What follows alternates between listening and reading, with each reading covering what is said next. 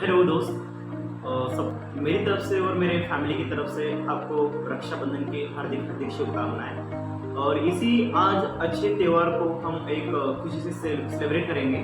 और इसीलिए मैं आज सभी के लिए एक प्यार भरी स्टोरी, एक मतलब स्टोरी से हम सीखेंगे मोरल ऑफ द स्टोरी कि एक्चुअली मतलब इंसानियत और प्यार बांटे तो कैसा बांटे, इसके रिलेटेड मैं बताने वाला हूँ।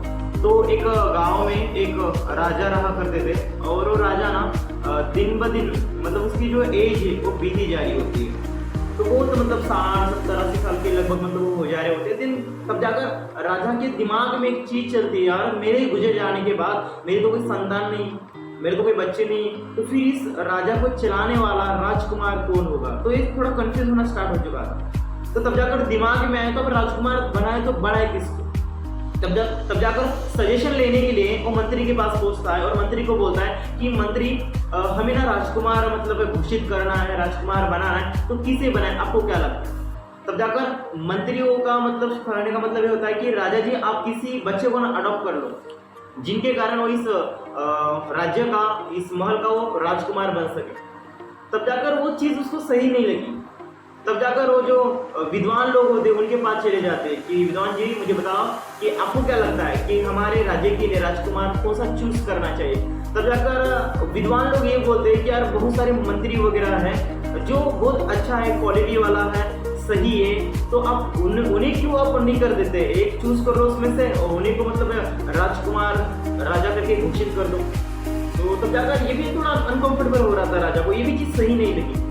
तब जाकर ये चीज उसको नजर आया कि मैं ना पर्सनली सारे लोगों को मिलूंगा, मैं पर्सनली उनका इंटरव्यू लूंगा, इंटरव्यू लेने के बाद मुझे जो सही इंसान लगे मैं उसको मतलब घोषित कर दूंगा कि तू सिलेक्ट हो चुका है राजकुमार राजा बनने के लिए। तब जाकर ना वो महल और पूरा का पूरा राज्य चलाने था। तब जाकर और विद्वान ने बोला कि आप ना इसके अंदर फिल्टर डालो, एक कंडीशन डालो इसके अंदर कि रिक्वायरमेंट ऐसे ऐसे इन लोगों के लिए जी नहीं यार, ये बिल्कुल नहीं, ऐसा बिल्कुल नहीं होगा, सारे लोग आने चाहिए, जिसको राजकुमार बनना है, राजा बनना है इस राज्य का, तो सारे लोग आ सकते हैं। तो तब जाकर जो दवंडी जो सारी गांव में राज्य में फैला गया कि जो राजा बनना चाहता है, जो पूरा राज्य संभालना चाहता है, तो जिसको राजा बनना है वो आ सकता। तब जाकर एक किसान का लड़का था जो सोचा उसके दिमाग के अंदर आया चलो यार मैं क्यों ना राजा बन सकूं।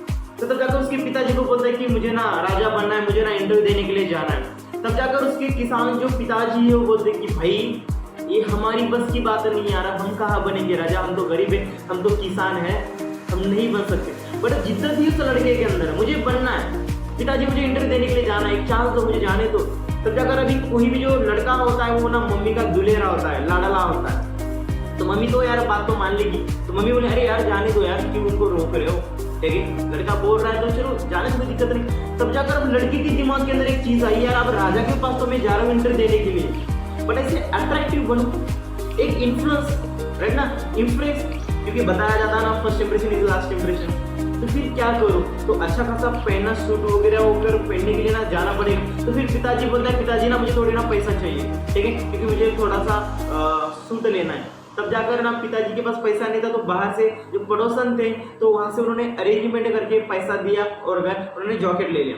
अभी जॉकेट लेने के बाद अभी रास्ते से जा रहा था तो फिर पास में मतलब पहुंच ही गया था। तो वहाँ पर एक भिखारी बैठा था, तो वहाँ पर एक इंसान बैठा था, भिखारी, उसके फटे वाले कपड़े थे और बहुत मतलब झूझ रहा था, ठंड लग रही थी उसको भी, बोल रहा था अरे बेटा मुझे मदद कर ले यार बहुत ठंड लग रही है। तो जाकर अब दिमाग में आया अरे यार ये पहले ही उधारी से मैंने लाया है, कर्जा है लोगों का, फिर इसको मैं मतलब ये सूट दे दूंगा तो फिर मैं कैसे वहाँ पर मैं पास होगा, नहीं पास होगा राजा के पास, तो मेरे पुराने ही कपड़े में पहन कर गया हूँ, तो इस सूट के कारण, जॉकेट के कारण मैं अच्छा लग रहा हूँ, फिर क्या करूं। जैसे बहुत सारे थॉट्स उसके दिमाग में आना स्टार्ट हो चुके थे।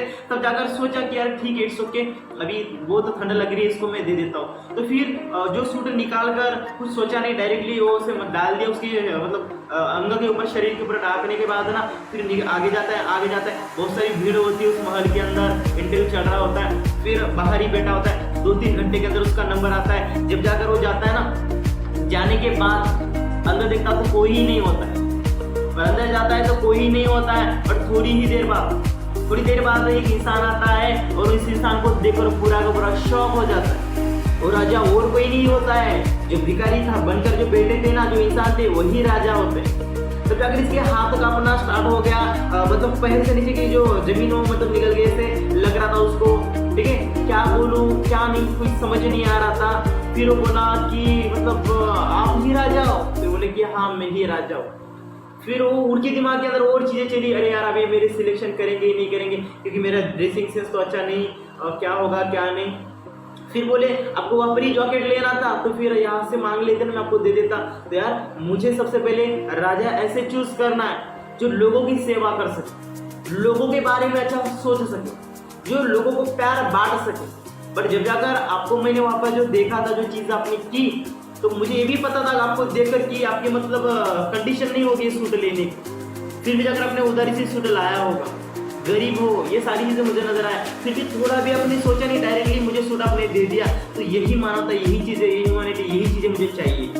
तो मैं यही चाहता हूँ कि आप ही राजा के लिए कैपेबल हो, ठीक है। तो यू आर सिलेक्टेड कि आप राजा बन चुके हो, ठीक है। तो यार ये सारी चीजें, तो एक दूसरे के साथ हमें प्यार बांटना चाहिए, हमें एक दूसरे को एक मदद करना चाहिए। तो फिर इस रक्षाबंधन के दिन में आपको यही बताना चाहूंगा, आपकी मतलब सिस्टर होंगे, जितने भी जो फीमेल्स जो होंगे, तो आप मतलब आपकी नजरिया अच्छी रखो, प्यार बांटो, ठीक है। एक संरक्षण करो, एक सिक्योर रहनी चाहिए, सेफ्टी होनी चाहिए। तो यही चीज देखो सर, आपकी नीयत अच्छी होगी लोगों के प्रति सोचने का, तो 100% आपके नजरों में सारे लोग आपको अच्छे ही दिखेंगे, ठीक है। तो बताना मैं आपको यही चाहूंगा सर कि जिस तरह उस राजा ने उस छोटे से लड़के के बारे में सोचा, उसके अंदर चीजें भी नजर आई, ये नीयत साफ लगी, उसके बाद लोगों के प्रति अच्छी सोच है उसकी, फिर प्यार उन्होंने बांटे। तो मैं आपको यही कहना चाहूंगा, आप भी लोगों को प्यार बांटना स्टार्ट कर दो। आज के रक्षाबंधन के लिए बस इतना ही। Thank you so much.